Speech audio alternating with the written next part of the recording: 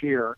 I think it'll probably be much like it was last year, even, and at 900, even missed a game or two also. But I think he'll probably be somewhere south of 1,000-yard running again this year, because they just won't be calling that many designed runs for him with an eye toward just keeping him healthy.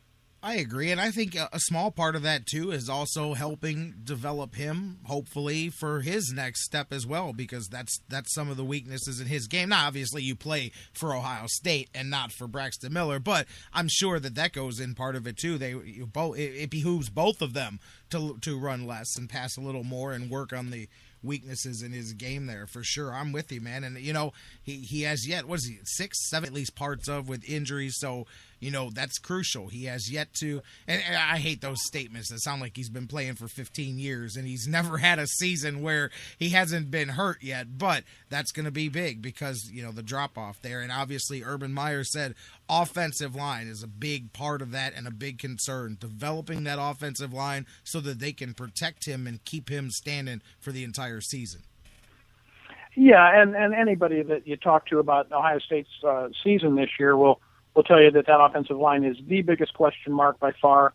Replacing 4 starters, moving your one returning starter to the other side of the line to take over the left tackle position, Taylor Decker, and really putting, at least 3 and maybe 4 unproven guys in those other spots. Not to say untalented, but unproven.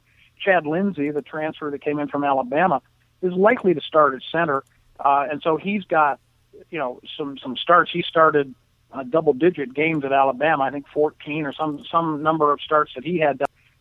They specifically wanted him because they knew that they needed a little bit more seasoning on the inside of that offensive line, and he provides that for them. Pat Elflein, the kid that played, had a couple starts at the end of last year and played most of the Michigan game after Marcus Hall got tossed out. Showed well and showed well in the bowl game. So he's going to be the starting right guard, and it looks like Chad Lindsey, the Alabama transfer, will be the center. Left guard going to be between Underwood and maybe Billy Price, young kid from Boardman that they really like a lot, a redshirt freshman, one of the stronger players on the team. So they're going to be good. They've also got a couple of freshmen, this Jamarco Jones they like a lot, and a kid from Chicago who they think will step right into the 2 deep as a true freshman. And lots and lots of players, Lyle, Evan Lyle, another guy that they like at the tackle, may end up being the starting right tackle if Darrell Baldwin from Solon doesn't keep that job that he had through the spring. So yeah, but just a bunch of question marks, and protecting Braxton obviously is a big part of it. The pass protection part of it is no small chunk of the responsibility that Ed Warner's got to get these guys performing at a high level, because the expectations from all quarters are that the Buckeyes are a top 10 and in some areas a top 5 team.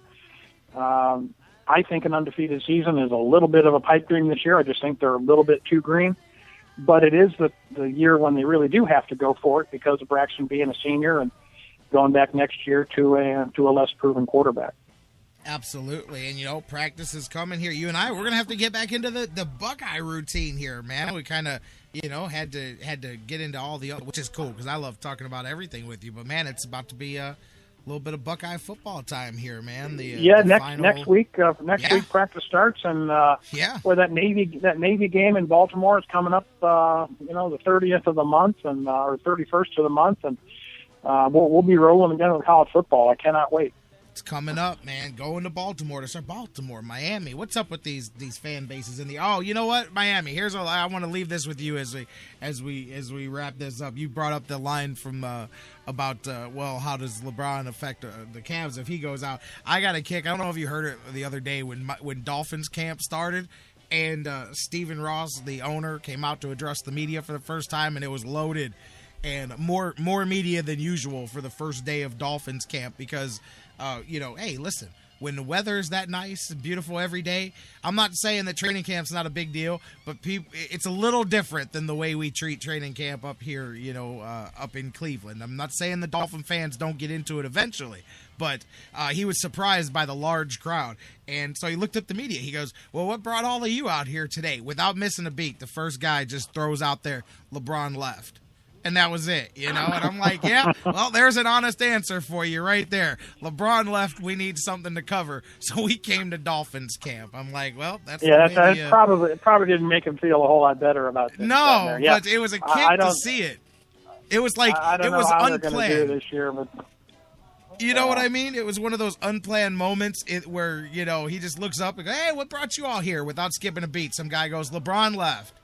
First little awkward moment there. I got a kick out of it, man. What's up? I wanted to just ask you about the Josh Gordon thing. I did hear a little bit of what you said earlier, and I read the articles, and sample A and sample B, and then the case is going to be made that he tested positive purely by chance because had they switched those samples, he wouldn't have even been positive.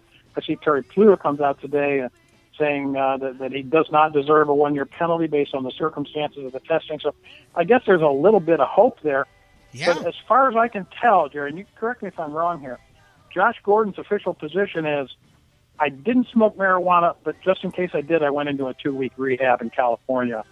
I think the rehab is more for I got to be honest. I think the rehab is more for the DUI, I think. And what I mean, not why he went to rehab. I don't know why but what I mean is I think that was more the reaction to that, But because now I didn't smoke weed. Somebody else did. They just happened to be sitting next to me, and that's why I popped the drug test. I'm like, hey, man, whatever gets you back on the field, I'm fine. You tell them what you got to tell them. But, I do got to remind people, and I said this earlier, I'll say it again. This is not the sentencing phase of the adjudication here. He has already got a 1-year suspension. It's already done. And nobody has ever successfully overturned a suspension like this, no matter what. Now, they've gotten it cut down. They've gotten it reduced. And I do think he will. I said, man, I could see if he didn't screw around last year and already get a second chance there, I'd say 4 games. I could see him getting an 8-game suspension here and them cutting it in half, but the 8 being double the last punishment, that we already cut 2 games off of that one for you. But, hey, maybe they cut him even more slack. I don't know. But this is the first time that I felt, okay, he may get this thing cut down. But I balanced that by saying he's going to lose 2 more games for the DUI, whether it's this season, next season. That's going to come too. And that seems to be the going rate for what the NFL charges you for driving drunk or for beating your significant other is a 2-game suspension. Yeah, that's right. And I guess Gordon may benefit from the timing of this and from the NFL often gets accused of from that, doing things, weasel type actions that reflect more public relations and public perceptions than they do actually standing on any sort of principle. Well, I guess maybe that may happen this time. Just that the difference is that this time it might, redound to the benefit of the Cleveland Browns for a change, because they know if they suspend Josh Gordon for the full season, they're going to hear no end of the Ray Rice comparison. Yep. And it looks bad, and so maybe they're going to do something weaselly again this year, but it'll actually benefit the Browns because they're concerned. The perception, and a very real and legitimate perception, is that they are punishing a guy who had 70 negative marijuana tests over the last couple of years, and 2 positive ones, and 1 is shaky at best in terms of the circumstances of it. So, they're going to be looking at that, and they've already made the decision that, A, they don't want to punish for secondhand smoke anymore, although I don't have any idea how they're going to try to prove one or the other. But also that they're talking about in the future relaxing their discipline and their penalties for marijuana use in general because of the changing climate about that. So they may just cave to some perception problem that they feel that they have. And they say, like you say, it's never been done before, and so therefore we shouldn't get our hopes up about seeing Gordon this year. But who knows? Maybe the timing and the circumstances and the NFL's obsession with their public image will work to the benefit of the Browns this time around. Right, because what I'm saying is nobody's ever gotten it reversed as far as the NFL saying we were wrong, that test never happened, and just getting it reversed. But they have gotten the penalties reduced. Many people have. Josh Gordon did, just last year. He got the 4 games knocked down to 2 there. So that I agree with, and I think that window is definitely open there. You're right. This was a week for it to happen. I don't think that part is where the NFL caves. And yes, I do think that's going to get Josh Gordon back on the field quicker. But it was the other thing that I mentioned. This is what they're going to change in the offseason. I don't even think they're going to change the penalties for marijuana as much as the thresholds.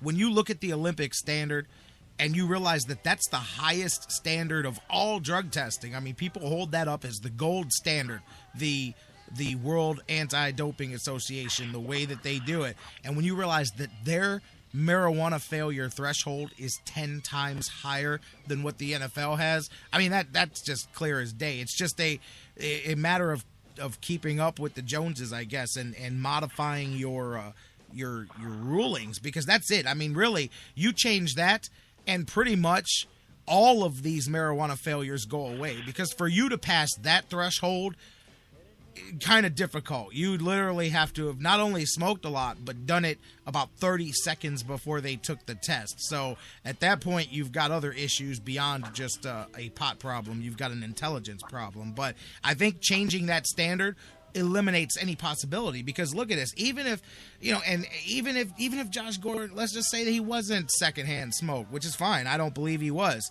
There's a big difference between 15 nanograms and 150, and clearly that's shown there. So I think that's the biggest thing that came out of this, was how draconian the NFL's level was compared to something that's already considered pretty strict. Yes, that's true. And what the NFL office will tell you, and I guess, in fact, what Greg Aiello, the spokesman, said yesterday was, you might be looking to changing those standards going forward, but they're not retroactive. They're not going to affect somebody. That's not going to fix it. And so he was kind of throwing cold water on the whole idea, and I guess he was responding to questions by Plain Dealer about that, and pretty much dampened any hope that they might have that they would relax that, and in retrospect, in other words, for post facto. So I don't see that happening. But you're right. I do believe that there will be a reduction of it. At least, certainly, there's the hope now that it would be. And who knows?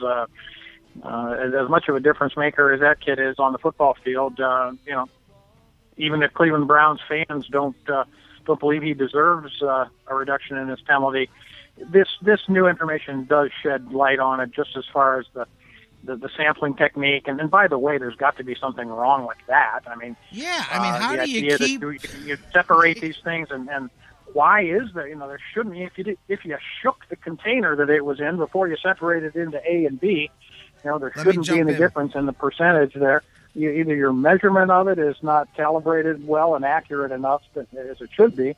But he's right. If sample B tested below the threshold, sample A tested above it, then he was, convicted by random chance. If the labeling on A and B goes the other way, we're not even sitting here talking about it today. Not even talking about it. I got to interrupt you. I just got a text as we were speaking from Mike Brandenberry calling me Karnak the Magnificent, because I think I was dead on.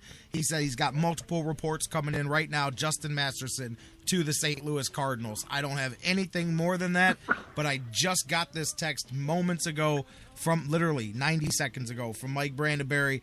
Multiple reports of Justin Masterson being dealt to the St. Louis Cardinals, the team that I predicted just 2 hours and 15 minutes ago, by the way. So I don't know what they're getting. I don't know anything more about that, but I am definitely going to dive in here and find out as much as I can about this as quickly as possible. I don't know if you're seeing anything on your end.